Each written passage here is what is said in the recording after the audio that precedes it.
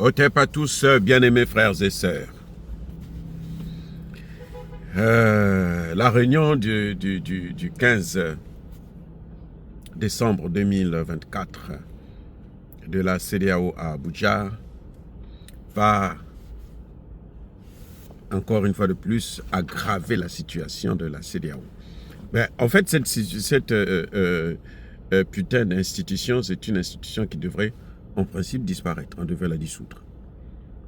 À mon avis. C'est-à-dire que les Africains, si les chefs d'État de l'Afrique de l'Ouest sont encore un peu sérieux, s'ils ont encore un peu de bon sens, le mieux, ce serait de dissoudre la CEDEAO et puis passer à autre chose. Vous voyez, ces chefs d'État n'ont jamais réglé le vrai problème qui est à l'origine du départ de 3 pays de l'AES, de la CEDEAO. Ils n'ont même jamais regardé. Je ne suis même pas sûr qu'ils connaissent ce qui se passe. Et pourtant, les pays de la CEDEAO l'ont signifié clairement, noir sur blanc. Mais on dirait qu'ils n'ont pas compris. Bon, c'est normal puisque eux, ils sont des marionnettes. Donc, ils ne peuvent pas comprendre ce qu'on leur dit. Ils comprennent seulement le langage de leur maître. Qui dit, bon, si tu ne fais pas ça, nous, on va t'enlever du pouvoir. Si tu ne fais pas ça, nous, on va te donner un peu d'argent. Si tu ne fais pas ça, tu ne viendras plus en France. Si tu ne fais pas ça, tes enfants qui étudient aux États-Unis, on va les virer. Si tu ne fais pas ça, voilà, c'est ce langage-là qu'ils comprennent. Le langage du chantage, en fait. La CEDEAO n'a pas regardé les vrais problèmes du divorce entre la CEDEAO et les pays de l'AES. Mais la CEDEAO insiste. Maintenant, ils sont en train de faire une petite tournure à la con, idiote. Ils deviennent encore plus idiots. Je dis bien, plus idiots. Quand je le disais avant, les gens me disaient, non, toi tu insultes nos chefs d'État. Toi, tu es Congolais, parle du Congo. Oui, le Congo, ça ne va pas aussi. Mais je le dis aussi, que le Congo, ça ne va pas. Le Congo est par terre. Mais là, nous parlons de la CEDEAO. Parce que je parle de la CEDEAO puisque l'AES, c'est l'avenir de l'Afrique. Y compris donc le Congo. Si l'AES réussit, c'est l'Afrique qui est en train de réussir. C'est pour ça que nous nous focalisons beaucoup sur l'AES. C'est pour ça que tout ce qui concerne l'AES, ça nous concerne tous. C'est pour ça que je condamne tous ceux qui viennent me dire moi, je ne mets pas la bouche dans les affaires des autres pays. Et on va te faire voir, c'est que tu n'es pas un panafricaniste. On dit bien panafricaniste. Pan. C'est-à-dire que c'est tous les Africains qui sont concernés par les problèmes africains. Ce n'est pas pan-européen. Ce n'est pas pan-américain. Non. Vous voyez? Donc, bref, ce qui se passe, c'est quoi? C'est que le Parlement européen est plutôt de... Bon, c'est la même chose puisque le Parlement de la CEDEAO est soumis au Parlement européen. Donc, les parlements européens leur ont dit, bon, prolonger le délai de la sortie de l'AES.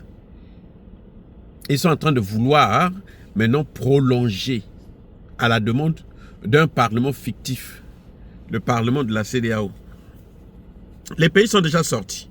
Les pays ne participent pas à vos réunions. Les pays ne viennent plus à vos réunions. Les pays ne vous contactent plus pour parler de la CEDEAO. Les pays, quand ils parlent avec vous, ils vous parlent des relations bilatérales. Mais vous continuez quand même à croire que ces pays-là doivent venir. Ces pays n'ont pas demandé de négocier. Ces pays ont dit, nous sommes sortis. Et c'est immédiat. Maintenant, vous avez sorti votre putain de loi de la CEDEAO en espérant que, entre-temps, pendant 1 an, Macron devrait déjà neutraliser Assimi Goïta et les autres. Oui.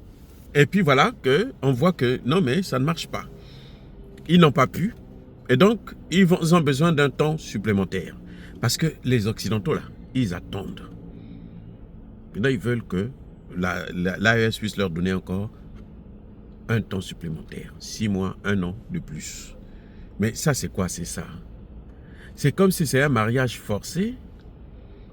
Vous savez, même avec, dans le mariage, là, avec votre mari ou votre femme, quand vous n'êtes pas contente, ou vous n'êtes pas content, quand vous dites que c'est fini, vous pouvez aller voir n'importe quel juge. Le juge ne viendra pas pour vous réconcilier. Hein. la réconciliation n'est pas possible quand l'un ou l'une des parties ne veut pas revenir sur la question. Donc là, c'est la consommation seulement du divorce. Et c'est ce que la CEDEAO devrait faire ou bien doit mourir. Maintenant, il y a une autre idée qui apparaît, et là c'est Bassirou qui lance la balle. Il dit, mais vous savez, il était en Arabie Saoudite, là, chez les Arabes, là, ceux qui sont en train de déstabiliser, ceux qui financent les opérations des Occidentaux, y compris en Afrique, notamment en Libye, c'est le Qatar et l'Arabie Saoudite. Que les Africains ne l'oublient pas. Ce n'est pas les Africains qui ont financé cette opération, ce n'est pas les Européens. C'est le Qatar, c'est l'Arabie Saoudite qui ont financé la destruction de la Libye. Et la destruction de la Libye a entraîné ce que nous voyons aujourd'hui dans le Sahel. Donc tous les pays africains qui coopèrent avec le Qatar, qui coopèrent avec l'Arabie Saoudite, qu'ils sachent qu'ils sont en train de coopérer et de manger avec le diable, avec le serpent. Parce que le Qatar, l'Arabie Saoudite, les Émirats Arabes Unis, toute cette pacotille-là, ce sont des pays qui travaillent pour l'Occident, qui sont soumis à l'Occident. D'ailleurs, vous avez vu, l'Arabie Saoudite hésite de rentrer dans les BRICS à cause des États-Unis. Bref, M. Bassirou va dire que lui, il ne voit pas d'inconvénient que on garde l'AES dans la CEDEAO. L'idée qui avait été lancée par un autre clown, de la vie politique africaine, qui disait que, bon, c'est lui-même d'ailleurs, que l'AES pouvait être un sous-ensemble de la CEDEAO. C'est-à-dire que l'AES se crée, mais à l'intérieur même de la CEDEAO. C'est comme s'il se moquait des gens. Je dis, c'est comme s'il se moquait des gens. Vous voyez les gars, ce que moi je vous disais, on ne peut pas faire confiance à quelqu'un qui vous a trahi déjà une fois. Non. Bassirou et Sanko nous ont trahis et ils vont continuer à nous trahir jusqu'à la fin de leur mandat. Tant qu'ils seront au pouvoir, ils seront là pour nous trahir. Tout ce que vous voyez quand ils parlent de panafricanisme, c'est la démagogie. C'est parce que c'est ce qui paye mieux, c'est parce que c'est ce qui permet de prendre, d'avoir un peu d'argent, ainsi de suite. Vous voyez, donc, comment dirais-je, ces gens-là, ils sont en train de jouer avec nous, ils sont en train de jouer avec le feu, ils sont en train de, comment dirais-je, de s'amuser parce que l'AES est au point de non-retour. Tu avances, nous avançons, tu t'arrêtes, on s'arrête, tu recules, on t'abat. L'AES ne reculera pas.